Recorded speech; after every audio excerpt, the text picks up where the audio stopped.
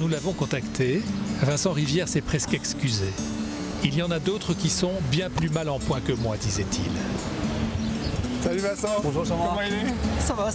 Et c'est vrai que son handicap n'est pas très visible. À la suite d'une malformation et de 2 opérations ratées, Vincent a une jambe plus courte que l'autre de 3 cm et doit supporter des douleurs quasi permanentes. Et la route, tous les matins pour aller travailler, n'arrange pas les choses. La route, c'est vraiment une épreuve. Oui, surtout pour l'embouteillage, parce que je viens de Saint-Pierre à Cambé avec les arrêts fréquents, et du coup ça fait des secousses pour mon dos dans l'embouteillage. Où ça, il fait mal? Le bas du dos, vraiment bas du dos. Et du coup, il y a les jambes, à l'intérieur des jambes. Et ce matin, un accident ralentit encore la circulation. Vincent mettra près de 2 heures pour effectuer le trajet Saint-Pierre-Cambé. En général, ils ont mis une place, mais bon, je gare rarement là. Car à nouveau, Vincent se dit qu'il y en a d'autres plus handicapés que lui qui pourraient avoir besoin de cette place réservée. J'ai du mal à mettre mon pied par terre parce que j'ai mal, ça, voilà. C'est comme si c'est courbaturé, voilà. C'est la jambe droite en fait qui est plus courte que la jambe gauche, donc du coup j'ai à l'intérieur j'ai des semelles. C'est 1,5 cm d'épaisseur et je suis à 3 de décalage. Vincent travaille depuis 6 ans dans cette entreprise de machines à café. Bonjour. Ça va bien? Ça va, passez mon week-end? Ouais, très bien. Ça va Vincent? Bonjour. Fabien Camboulive dirige l'entreprise. C'est lui qui a engagé Vincent lorsque son ancien employeur a refusé de prendre en considération son handicap. Au début, Vincent était délégué commercial, mais l'inspection du travail a estimé qu'il ne pouvait plus être sur la route toute la journée. L'entreprise lui a alors proposé de devenir technicien. Bienvenue dans mon atelier. Ici, Vincent répare les machines et configure celles qui seront installées chez les clients de l'entreprise. Pour cela, son poste de travail a été aménagé grâce à des financements de l'AGFIP, l'organisme qui gère l'insertion professionnelle des personnes handicapées, avec notamment ce siège adapté. Il est confortable, du coup il est réglable. Donc il y a en fait avec des amortisseurs dessous qui pour éviter les secousses, etc. Et surtout le confort. Voilà. Et celui-là, ce siège-là que vous voyez, lui, ça me permet en fait de rester à la fois un semi-assis. Vous voyez, on peut le régler en hauteur. Donc du coup, comme ça, je bricole. J'ai les jambes tendues. Bonjour. Bonjour, Madame Pignolet.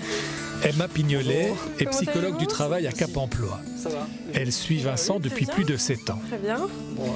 Bon, je viens voir un petit peu comment vous travaillez aujourd'hui. Si vous voulez bien me montrer comment vous faites avec la machine à café. En général, mes collègues, quand ils arrivent le matin, ils mettent toujours, vu qu'il n'y a pas de place, ils mettent les machines par terre.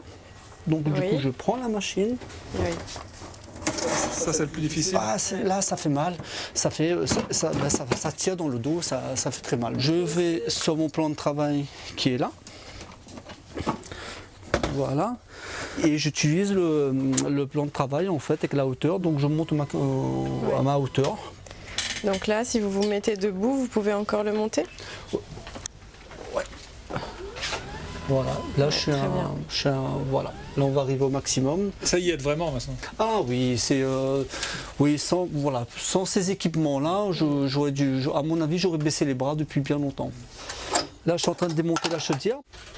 La psychologue du travail, elle, estime qu'on peut encore améliorer les conditions de travail de Vincent. Elle a l'intention de faire venir un ergonome. En fait, il faut vraiment analyser tout l'espace de travail, puisqu'on voit bien que par rapport à son handicap, il y a des choses qui peuvent être améliorées par rapport à la disposition du matériel, à l'aménagement de l'espace. Je vais baisser mon plan de travail afin de démonter la chaudière. Donc du coup, voilà, comme ça c'est à peu près à ma hauteur. Et donc la jambe, vous voyez, hein, donc j'ai du mal à plier ma jambe, donc je laisse traîner comme ça.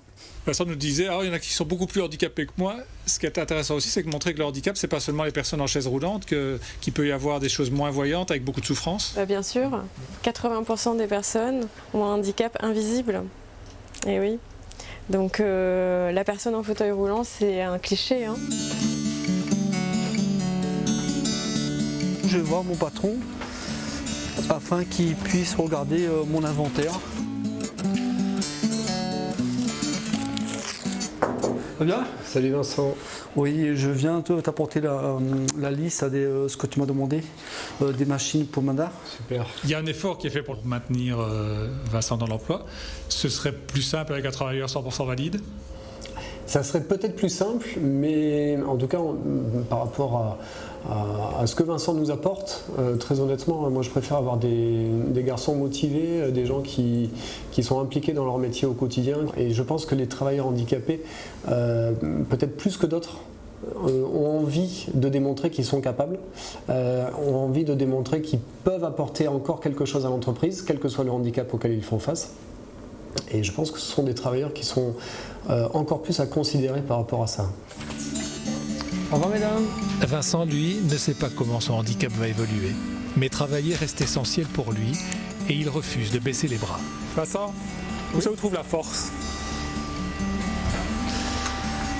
La force, c'est la famille.